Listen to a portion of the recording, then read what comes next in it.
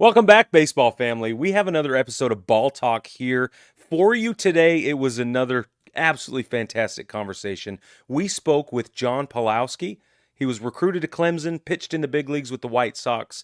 He's coached over 1,000 games at the college level. He's seen over 40 players drafted into Major League Baseball, including Brett Gardner, and is now currently coaching with IMG Academy. I'm going to stop talking so you can hear from him.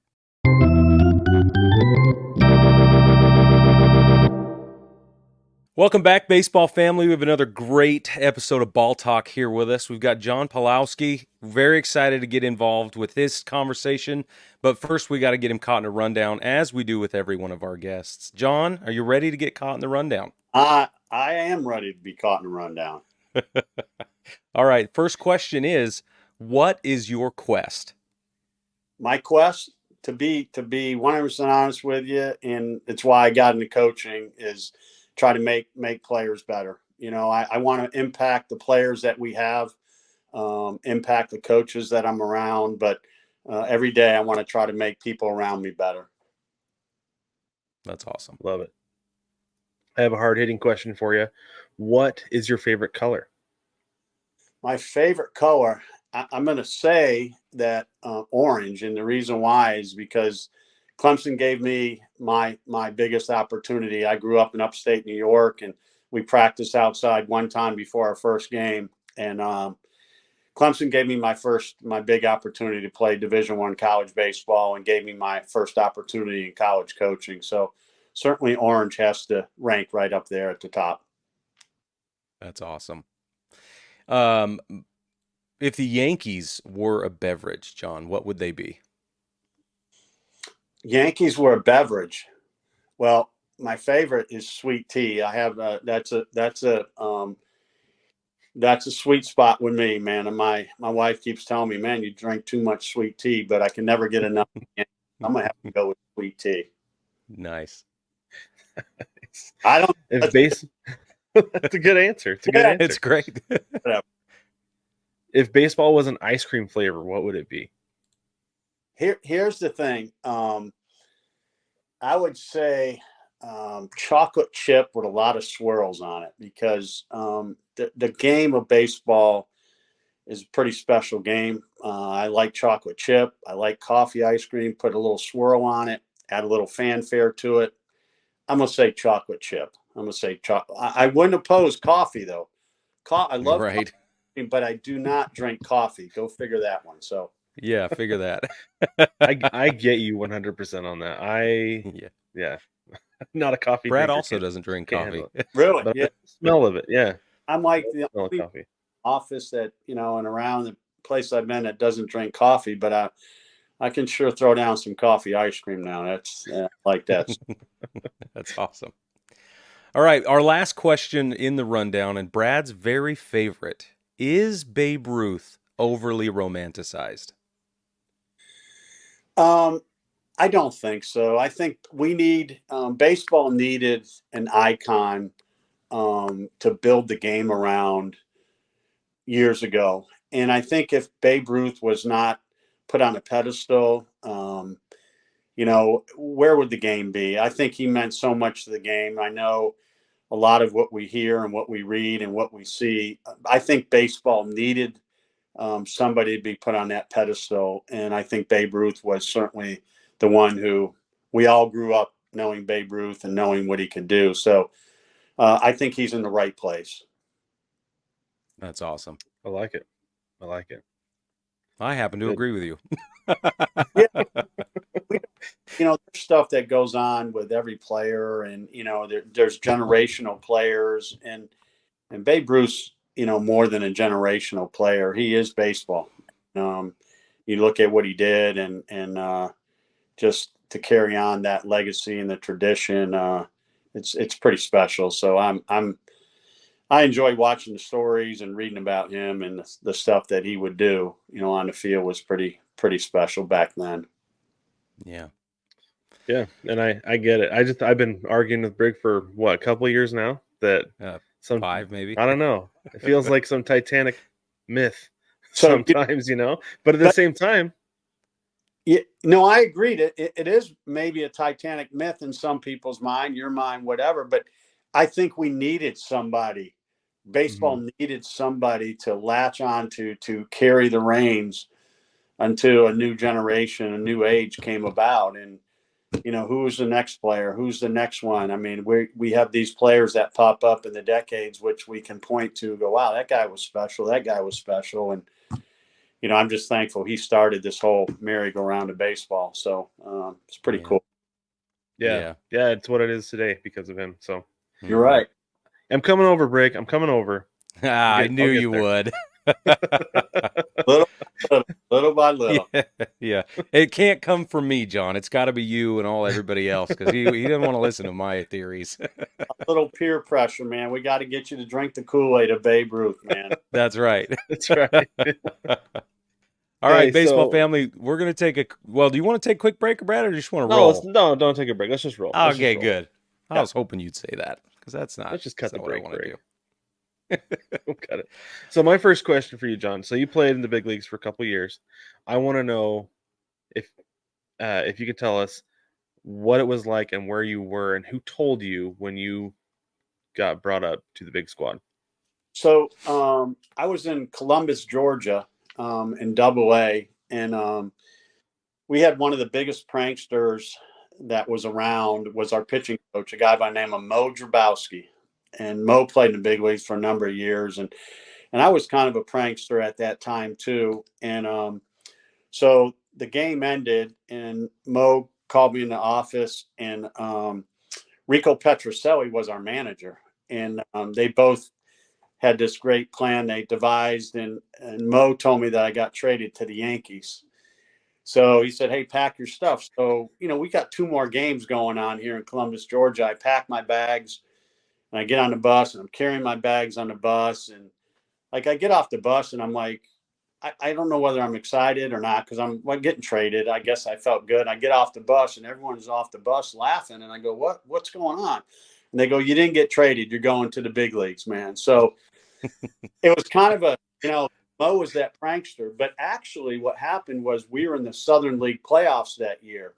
So Hmm. Jack Dow, Adam Peterson, and myself, we had to stay in Double A for 2 more weeks before we actually went to the big leagues. And we won the Southern League, but that's tough knowing that, hey, if this series gets rained out, like, come on, let's speed this up. Like, let's get through this process. But we ended up winning the Southern League that year and ended up getting called up to the big league. So it was great. And it was a really exciting time. But yeah, Mo Drabowski was one of the biggest pranksters, and he decided that it was appropriate time to fire one of his shots at me. So good stuff. That's No better terrific. time. Yeah, of course. Yeah. Man, I Love it. can't imagine having to sit and wait like that and go out and do your job knowing that it means whatever it might mean, you know? Mentally it was tough. And you think about it, like, I don't know if anyone does that anymore. Like, hey, they told us, Jack McDowell, Adam Peterson, myself, you're going to the big leagues, but you have 2 rounds of the playoffs. So we win the first round of the playoffs. And I'm like, all right, good. And then we win the second round of the playoffs. And then that was after that. Then you get called to the big leagues. But that was a challenge. And the other thing, and you think in the back of your mind as a young player, you don't really think about it. But what happens if you get hurt or all Right. bets, or what happens if they change? Like if you go out and you stink, like are all bets off Hmm. the table? So I'm like, I got to make every pitch. I got to locate. I got to do everything right. I'm like, so yeah, that was a tough, not only physically but mentally challenging time before I finally got the call up to the big leagues. Man, Well, I it's can't like, was it imagine. James Wood? Was it James Wood that happened with the Nats earlier this year? That it was like Friday. They're like, he's going to make his major league debut on Monday because it's a home series. And they're like, if you know, just bring him up. He had to play through the weekend in the minors before he could Yeah, make his debut. It that's was, really hard. It's tough. It's when you're 19, 21 years old, man. You're 22 years old. You're trying to figure out what's going on in the world, and mentally, it's a challenge. But that's the thing with kids today.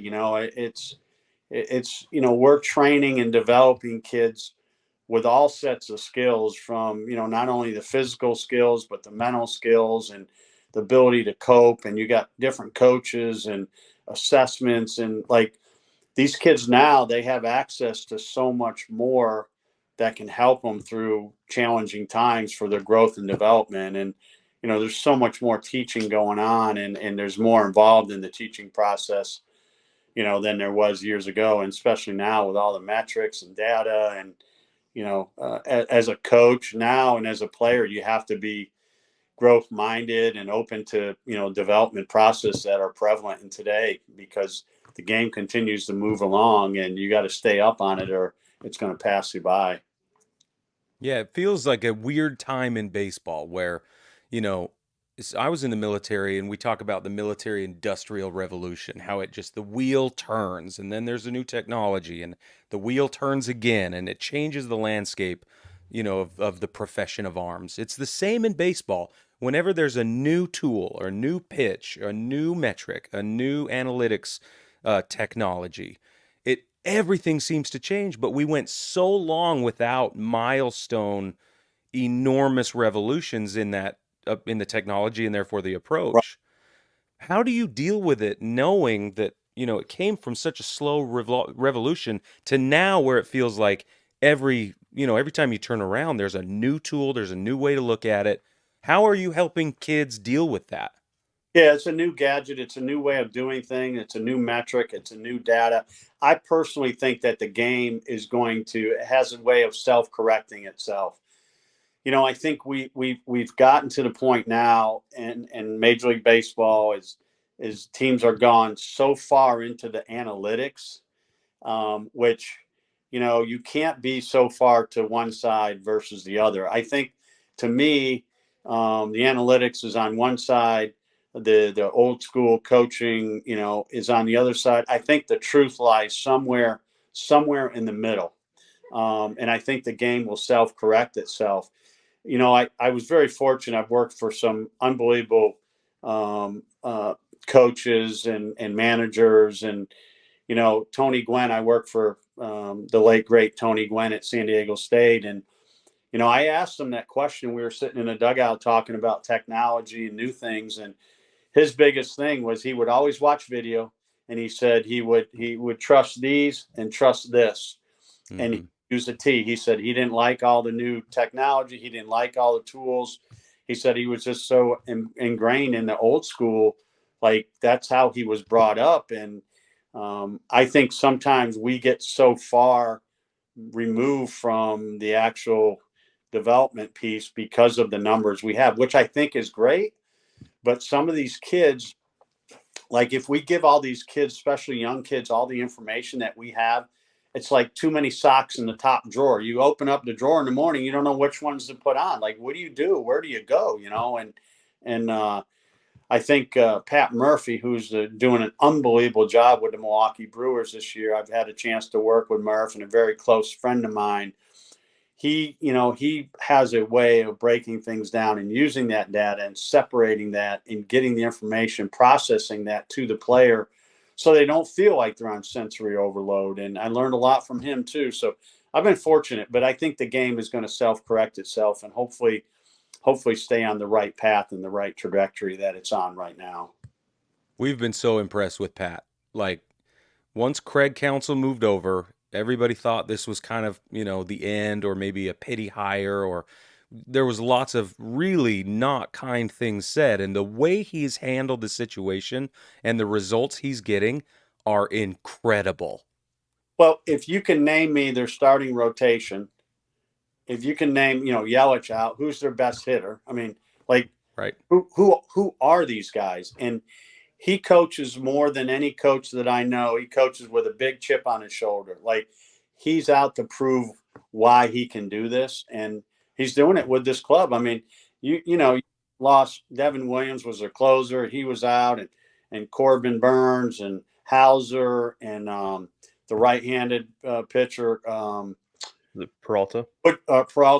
Peralta's in there, but Woodruff was out too. Mm-hmm. So you look at, he's got a mass unit and they're in first place and they're up by 5 games. So Yeah. there's something to be still about coaching and and using the technology, but being able to relate to the players and communicate. And man, he's doing a great job with the Brew Crew this year.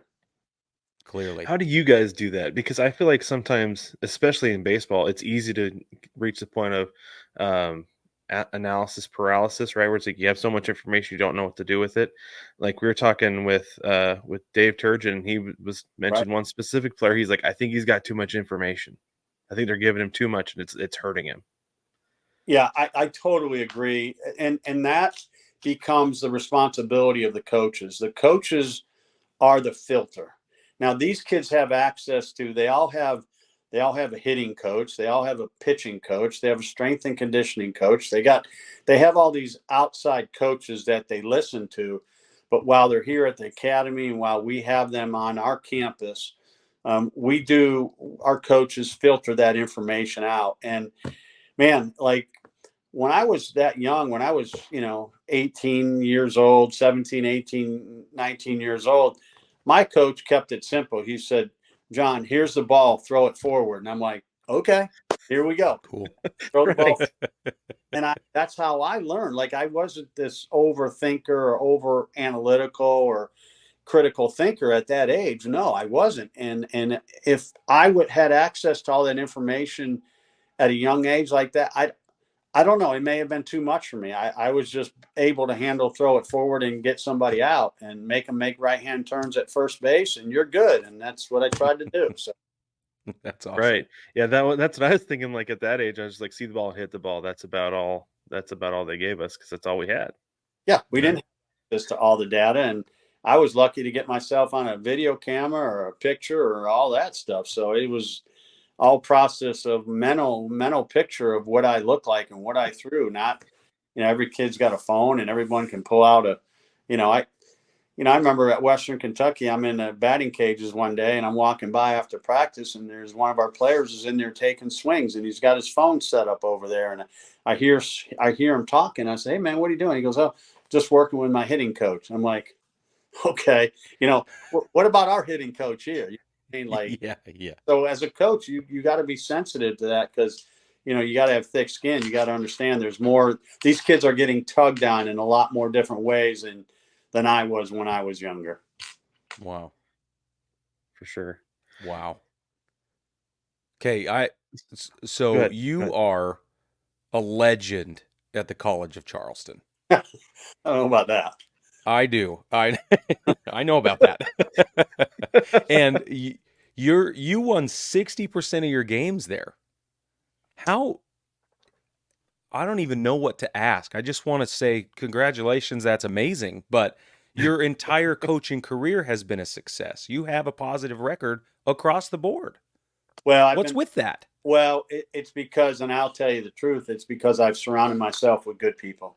If you surround yourself with good people, you're going to have a chance to be successful. And I always put a lot of stock, a lot of effort into hiring coaches and people that could help move the program forward, can help teach me, can help be a part of the process. And we had great coaches and the players worked hard. I was at Clemson and then I went to Arizona State, took the job, and I was with Pat Murphy at Arizona State when he was a college coach there. And I got to the College of Charleston, and I kid you not, our first practice, we went out there for practice, and we had 3 baseballs, and we had 4 bats, and that's what we had. And I remember telling people, and they're like, "Are you crazy? What are you doing going to the college? Like, what? You have equipment like baseballs and I just said I felt like the commitment was there that we were going to build something special. It's never been done the way I envision it. And man, they jumped on board. They built a new stadium. The people started supporting the program. The players, we were able to get there. Man, those guys worked hard. They played with a chip on the shoulder. And to credit of everybody, like it was a tough journey. Like we had to overcome a lot of obstacles, but the College of Charleston did an unbelievable job to support and, built a new stadium. And it was just it was really hard to leave there. But at that point in time, I wanted to see where my journey would take me, and I ended up going to Auburn, and was very fortunate. I've been in a lot of different programs and great programs, but College of Charleston gave me my first head coaching opportunity, and I'll never forget it. And the players that worked so hard to build that program, and it's a pretty special place that I hold dear in my heart to this day. I love it. Rightly so. And real quick for the listeners, for those of you who don't know, you took the College of Charleston, to the Super Regional at one point, yeah? We did. We broke through our first regional. We went down to LSU and played in that regional, and then the next year we went up to Kentucky, and Kentucky I think was the number 1 seed. Notre Dame was the number 2 seed, and they had a right-handed pitcher by the name of Samardzija, was a tight end for Notre Dame football. Pitched in the big leagues for a while. Mm-hmm. Ball State was 3, and we were the 4th seed, and we were fortunate. We played really well in that regional and ended up, winning that regional and going down to Georgia Tech. And Georgia Tech was really good that year, and we didn't play very well. But we had special players, guys that were just committed to what we wanted to do. Our top of the lineup was really fast, and the guys ran hard and played hard, and good coaches, and just a lot of fond memories to the old College of Charleston days. That's awesome. Well, in between, let's see, I think I read that you've seen, just between the College of Charleston and Auburn, you've seen 40 some odd guys get drafted. That's insane. That number doesn't make any sense to my brain. Well, here again, you trust in the process of your coaches and going out and finding players. And nowadays you have so much access to the internet and so much access to data and metrics. You don't have to be out as much as you used to before, because we didn't have access to it. So we put a lot of faith and trust in our coaches. We put a lot of trust in the development process, the growth process of these players. And the bottom line is you have to recruit the right players. And there's a lot of baseball players out there, but there's a lot of baseball players that want to be good players when the coach is there, when people are watching. But you need players that want to be there and want to work at it when no one else is watching. And I think that's you have to be self-motivated, self-driven, and a high achiever to actually make it to professional baseball. And now, guys, it's even harder because, now you only have each organization has like 4 minor league teams, and then they got the development teams over in the Dominican or Puerto Rico. And so it's even harder now, and the roster limits now in college baseball make it tougher, 34, 35 players. So you better, continue to work at your game, because there's not as many opportunities as there once used to be, I think, in our college game and obviously the professional game. Yeah, right. Just a few years ago, there was an extra level of minor league baseball. So, 30 more roster spots potentially, or teams with roster spots? But yeah, they out. So it's you get weeded out, and every year there's a new batch coming in. So if you're on the low end of the totem pole, you're going to get weeded out pretty quick. You got to move quick. That's for sure. Yeah. So one of the things you're talking about is visibility, like that you have the ability to look at guys more from without like going to see them. I've heard him talk about on like the NFL draft and stuff. Like if you can play, they'll find you. Do you feel like that's more true with baseball, that it's easier to find guys who can play? Absolutely. As coaches, we get fooled when we go to these showcases and events. I think they're great. I think it's great for the kids. I think it's great for the coaches, but we get fooled because we go there and we watch them run a 60. They throw from the outfield. They throw off the mound. Maybe they throw 3 or 4 hitters, and then we flip the inning because they don't want them to throw too many pitches. So the only component of that is the competition part, and that's hard to evaluate. It's good to see those kids, but there's so much information out there and video. And my goodness, you want to see a video, you go to Perfect Game and you can see where a kid's ranked. You can watch his profile. You can watch his spin rate, his horizontal. You can watch his launch angle. Like there's a lot of information to process, but we can't get away from the fact of the heart and drive and how this kid, can the kid really play? Can he really play baseball? I used to kid our golf coaches years ago when I was at Clemson, and I would say, man, you guys got the easiest recruiting job. And they're like, what do you mean? I go, well, you just look at the score the guy posts and you look at the rating of the course and you take a guy. Well, I think some of that's evolved into our game now because there's so much data information, but obviously it's not as easy as it sounds. But yeah, I do think it's much more visible and more opportunities to see kids for sure. That's awesome. I think that's great because when I was a kid, like my small circle of baseball guys, like we had it in our heads, like if you want to go anywhere beyond college, you have to go D1. When in reality, JUCO, there's nothing wrong with going JUCO. You can still make it, especially now, right? Right. The perception years ago was you go to JUCO because academically you weren't in the right frame of mind and you weren't talented enough. Those are so far removed from the truth. Guys are getting great educations in junior college. Guys are getting drafted out of junior college. So the whole mindset has changed. My thing, I grew up in upstate New York, and I decided to go to baseball camp at Clemson my sophomore year. And Clemson would have never found me back then because my travel ball team was Legion Post 80, and we'd drive an hour and a half down the road to play in Elmira, New York, and play another Legion team. No coach from down south is going to go up there and see that. So I was very fortunate. I had a good camp. They recruited me, and my big claim to fame at Clemson I was the first baseball player that Clemson ever flew in for an official visit. So ooh, that's a big deal. That's a big deal. And I go, I was the first player that Clemson ever flew in for an official visit.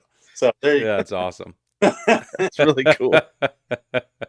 So man. Speaking of, we have a lot of listeners who have kids. We have kids. And speaking of being noticed and all of the opportunities that kids these days have, it seems like there's a growing divide between the haves and the have-nots as far as, can you afford a travel ball budget? Are your parents able to commit to that much time away or time with you, or equipment costs have gone up a lot? Like, do you think it's easier or more difficult for kids to get noticed and to get into the right kind of pipeline? So great question. So, and you're right, the financial responsibilities, the time responsibilities, and the commitment that these kids have to make to go play travel ball, I'm all for it. Like, I understand that there's expenses involved, and everyone's going to play, and coaches see that. I'm a big proponent of the opportunity for guys to go to camp and be seen. One, it's whether it's a weekend, whether it's a week, the camp is probably cheaper than what it would do for a whole summer ball. And when I was at these programs that I was at, every year it seems like we would find one player that came to our camp and that we ended up signing or came to our program.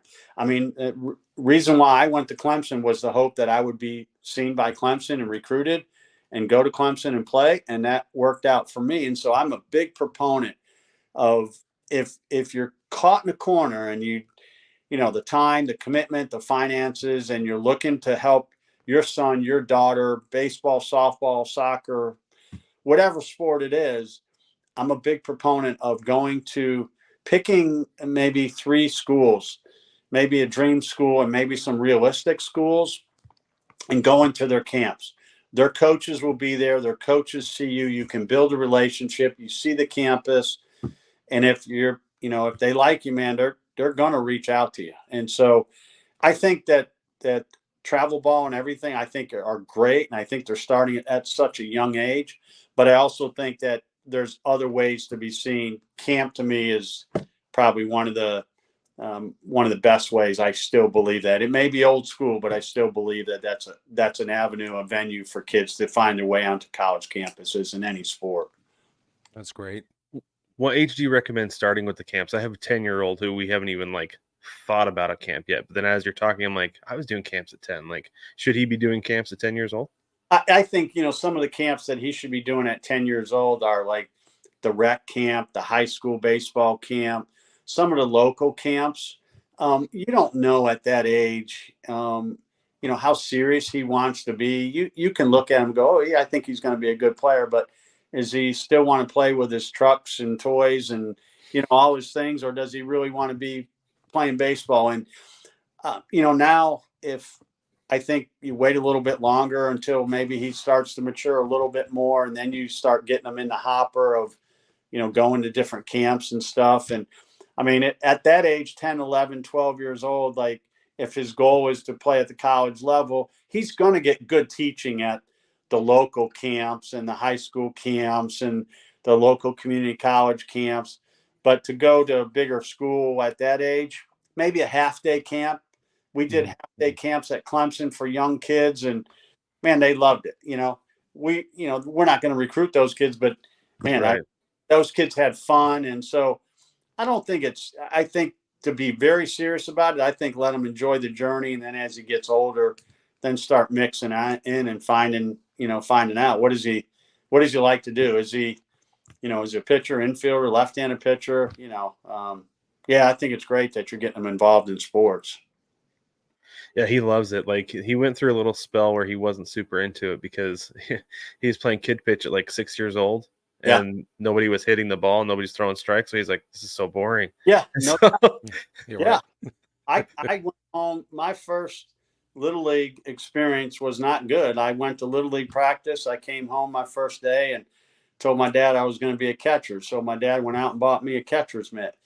And then 2 days later, I got cut from my Little League team. I came home, and I remember just being so upset. And I remember crying, man. I'm a little kid. I'm crying. I didn't make my Little League team. And I don't know, about 5 days later, the coach called back and said, couple kids quit. You want to play? And I'm like, yeah, I want to play. And to this day, the only position on the field I've never played is a catcher. And my dad we'd always have a good laugh at that. So he bought the catcher I never used. So guess who I was a pitcher.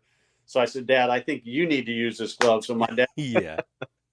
It worked out good. That's awesome. Okay, I have a question. I'm going to change gears hard, though. Yep. Batting stances have changed wildly in the last handful of decades, and it's just like you speak of Tony Gwynn, and his batting stance was so old school, so different, and now they've changed so much. And you're on the mound, and you're facing, and now you're teaching. What is going on in your mind with all the different changes in batting stance?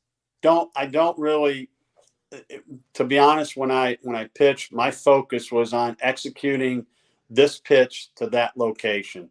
To me, it really didn't factor into all the shenanigans the hitters would do and the batting gloves and the elbow guards and all this. Like, and I guess my thing was I knew who that hitter was in the box, and I never really, really truthfully paid attention to what his swing routine was. And I knew where he stood. I knew where his feet were. And going into games, I knew the approach.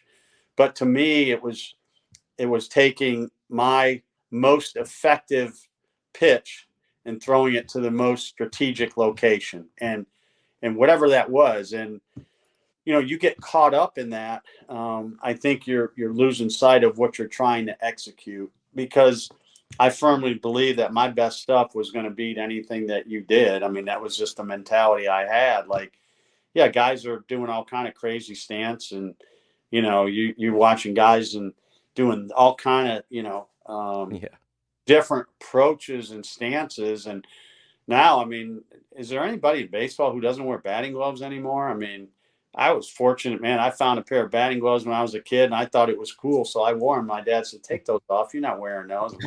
Yeah. So yeah, I've never really paid much attention to a lot of the work. I actually watched hitters more about their swing routines and all that stuff when I was not pitching, because I focused what they were doing. But when I was on the mound, it was execute this pitch to this location and not worry about. I try not to worry about the result, but I try certainly not to worry about if he hit the ball or not. I was focused on execute this pitch to that location. I love that. As a Now, I have a coach, follow-up. Oh, go ahead, Brad. Sorry. I was just wondering, as a coach, do you ever like tinker with guys' stances? Be like, hey, you're leaning way too far over the plate. Do you ever?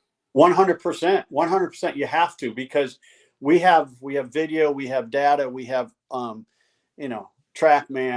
and drive line. We have all these different tools and hit tracks, and so there's so much data that is good data to have that can help move a player forward. So as a coach and as coaches, we would be remiss if we didn't make adjustments to players and change some stances and change some approaches. And I think the biggest thing is not necessarily the stance or the swing. I think it's the approach. I watch guys hit now, and they leave the zone so much, and it's like, how do you hit that pitch, coach? Well, you don't. It's not a strike. You're not going to hit that.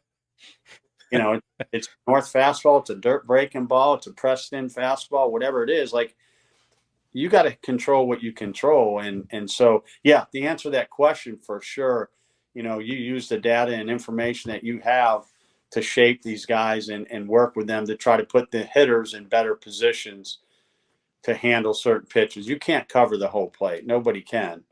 Although Aaron Judge is covering the whole plate and then some right now. So pretty That's good. all he knows how to do. But It helps his arms are a mile long. How many he's got right now? 42, maybe 40. He's up there, right? How many what? How many home runs does he have now? 40. He's at 42, I think, as of yesterday. That's pretty good, isn't it? Yeah, I'd say so. 41, Brig. 41. It's 41? Okay. 41. Yeah. Crazy. Incredible. The man's incredible. I think he's one of the fastest. I think it's when he hits 42, he will be the fastest guy to go 300, and the next closest is, so that'll be 950 some odd games, and the next closest guy's over 1,000.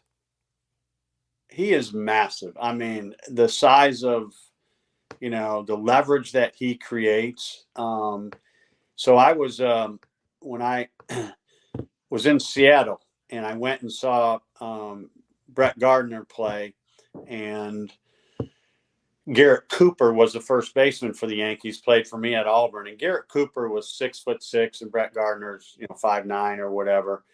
And we're out there, and I'm talking to these guys before the game, and I feel this huge presence walk by me, and I was like, "Whoa, what's that?" And I looked, and I was like, "Holy!" Like, you don't realize how big Judge is until you see him in person, and what an unbelievable year he's having. But he creates so much leverage, and a lot of people make the mistake. They try to go away outer half, and he gets those big arms extended, man, and he can do some serious damage. So, yeah. So get back to your question. Yeah, you have to make adjustments. And hitters, that's what this game is. The greatest thing about this game is the next thing you're going to learn, and you have to make adjustments. If not, you'll get passed by pretty quick. Yeah. Speaking of adjustments, and I'm going to turn the question around and go to the mound. We, as fans, we see all this hitch in the giddy up. We see Nestor Cortez weeble wobbling around. We see that sort of Japanese pause at the top of the wind up and delivery. What do you see at your level with these kids who are watching all that go on? And are they trying to replicate? Are they asking questions about why, and is it effective? And I mean, what's it like at your level? Well, the firm thing is that, it's balance, rhythm, timing, and direction. I think those are the four components of pitching. All the other stuff is, it allows them mentally, I think, to process, hey, this is what I need to do. And this helps me either get activated, gets me on plane, whether it gets me going downhill, whether it speeds up my arm. I think those are all clues, verbal clues, if you may, and mental clues that these pitchers have that get them in a position to pitch. So I think that whole thing is, there's a reason why they're doing it. Some of it may be for show, but I think there's a lot of verbal and mental clues that they look for that help them be better at what they do.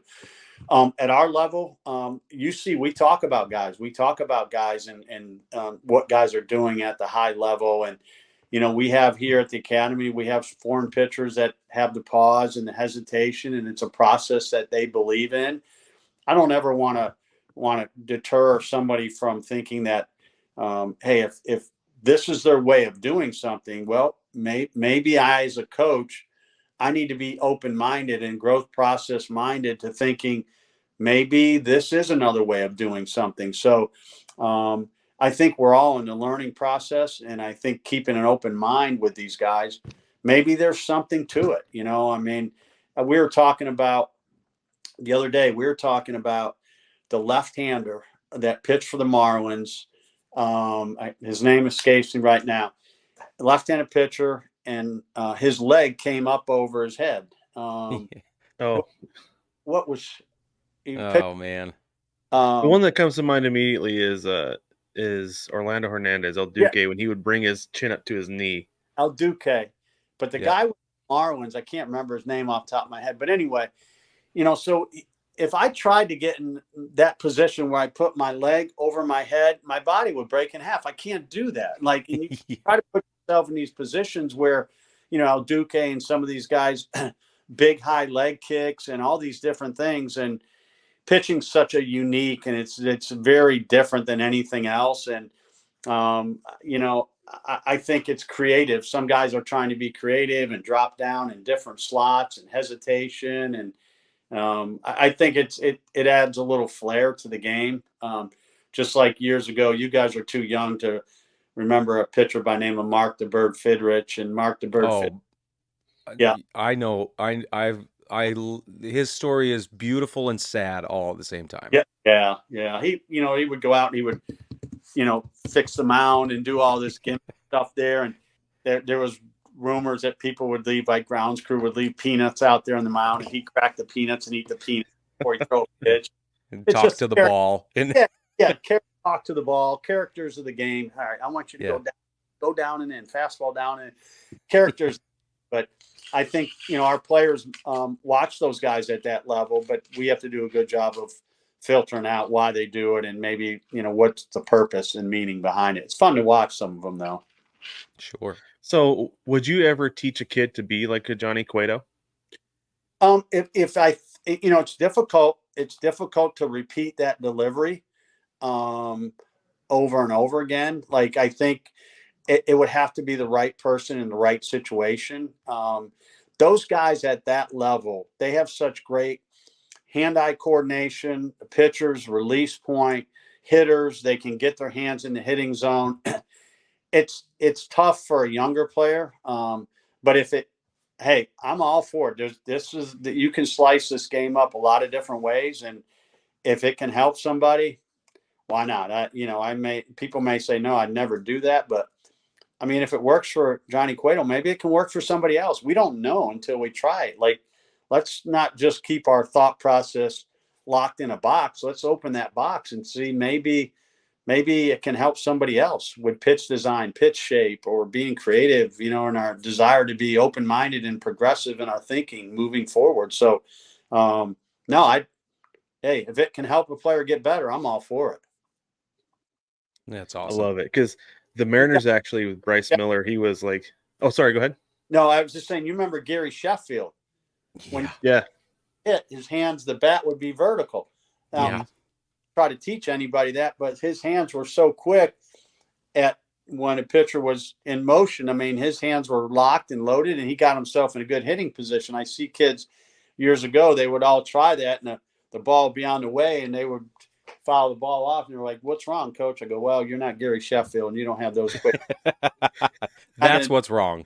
Yeah, we're not do that. So you're not Gary Sheffield.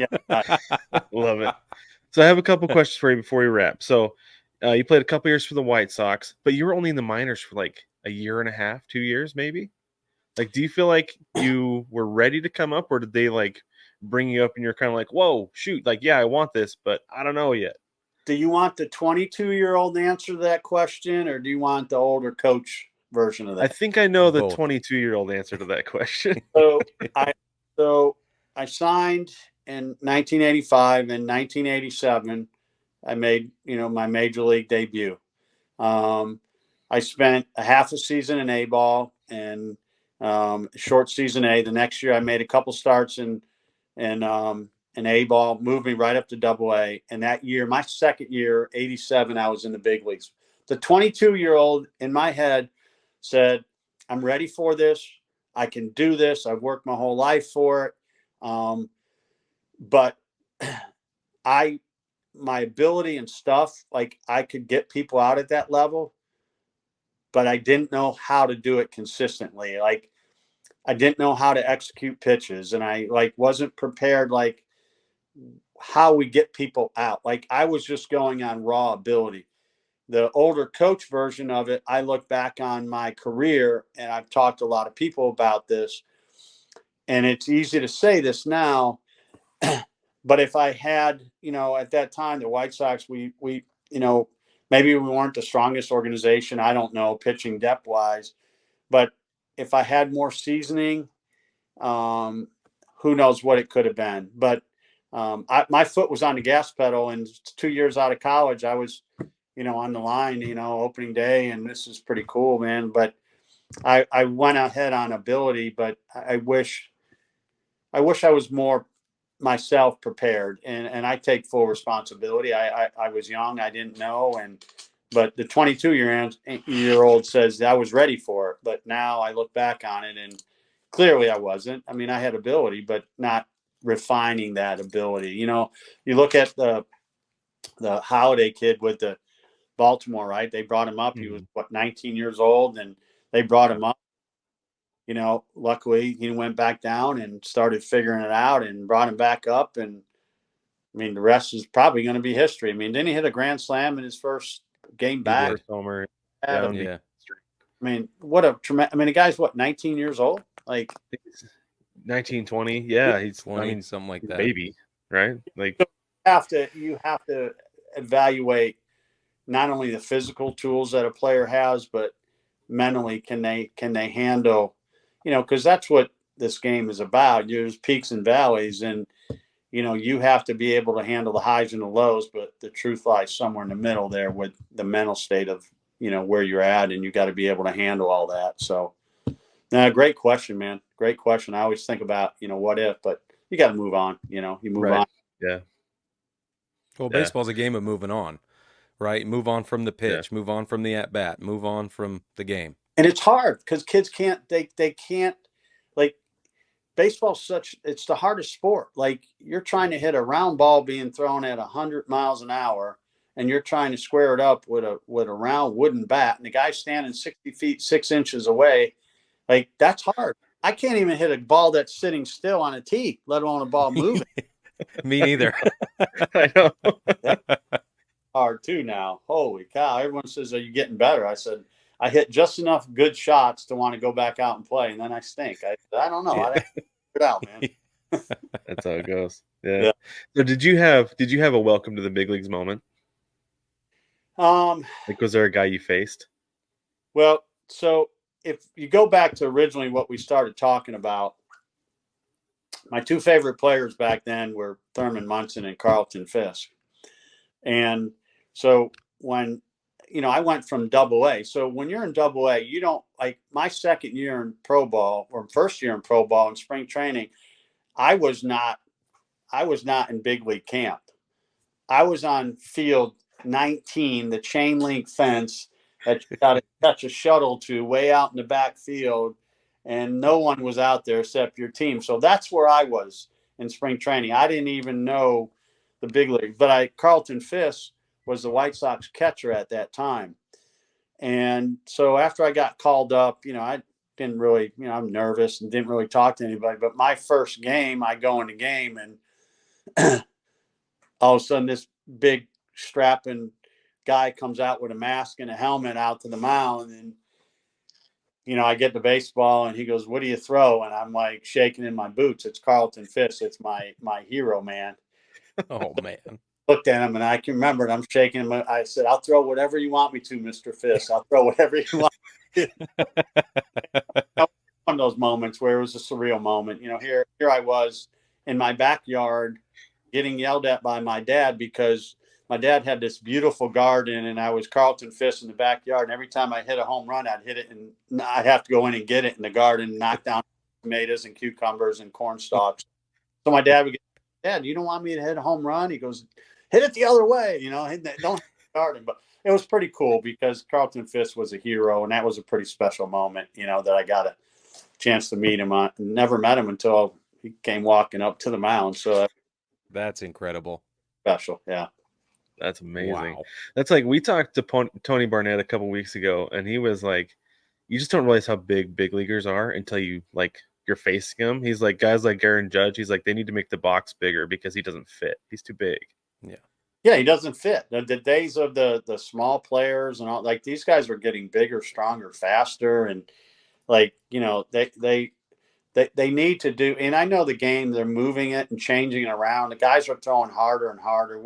When is the point of no return? The guy who was it, Joyce, threw 104 the other day, like 104.7. I forget. Maybe he struck out JD Martinez, and they asked JD game about it, and JD just started laughing. He goes, I've never heard anything that fast. He didn't say he saw it that fast. He never heard anything that, like, if these guys are on throwing, like, where does the point of diminishing returns? Like, how hard can we throw one day? You know what I mean? It's amazing. It's truly amazing. We'll find it. Yeah. I'm sure we'll find it. And there's going to be a lot of Tommy John surgeries between now and then trying to figure it out. Some guys are throwing harder than Tommy John. Billy Koch was a closer who I had coached at Clemson. Billy Koch was a closer, pitched in the big leagues for a long time. And I guess he had, like, 1 year with Toronto, had like 53 saves or whatever. And they asked Billy, if you had to do anything over, what would you have done? And he goes, oh, I would have had Tommy John surgery when I was 12 years old because I would have thrown harder back then and I'd be throwing harder now. I'd have it done earlier. It's like no big deal, Tommy John now. You're going to throw harder because you paid more attention to the rehab and the process. But, man, this thing is not meant to throw that hard over the top. But guys are doing it, man. It's truly amazing. Truly amazing. It is. Yep. Well, John, this has been fantastic. We've Awesome. loved it. I hope you've had such a good time because we really have. Sit here and we can talk shop all day long, man. I appreciate you guys inviting me on, and I'll come on anytime. I love talking baseball and just having a good time, and appreciate what you guys do and getting the word out and being on your podcast, man. It's pretty special. So I appreciate y'all's time and keep moving the game forward and making it exciting for the next generation. I appreciate your time, guys. We will. We're going to do the same. We're all on that team. And like we always say, we named this baseball together because baseball really is better when we do it together. You're right. Absolutely right. Appreciate it, guys. Thanks, guys. Have a great night. Thanks, John. Thanks.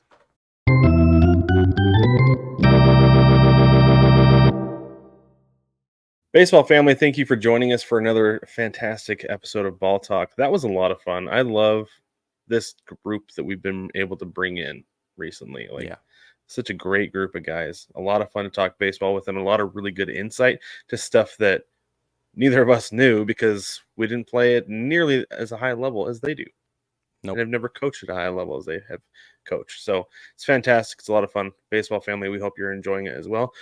Before we get out of here, we got to remind you, don't forget to head over to Patreon where you can support the show directly. Search Patreon or go to patreon.com and search Baseball Together, or you can click the link in the description. There's always a link down in the description of every single episode. To get you there, you can support the show with 5 levels of support: $1, $5, $10, $15, or a comically large $500 a month. As It well. is comically large. Everybody gets the bullpen cut of the show, which is the unedited version. So you're going to get a couple extra stories out of these episodes of Ball Talk over on the bullpen cut. I'll tell you that right now. And they're always hilarious. So go check it out, and you can do that. Also, head over to schnookseedery.com to get yourself some seeds. Support the show while you're at it by using code BTPOD to save 10% off your order.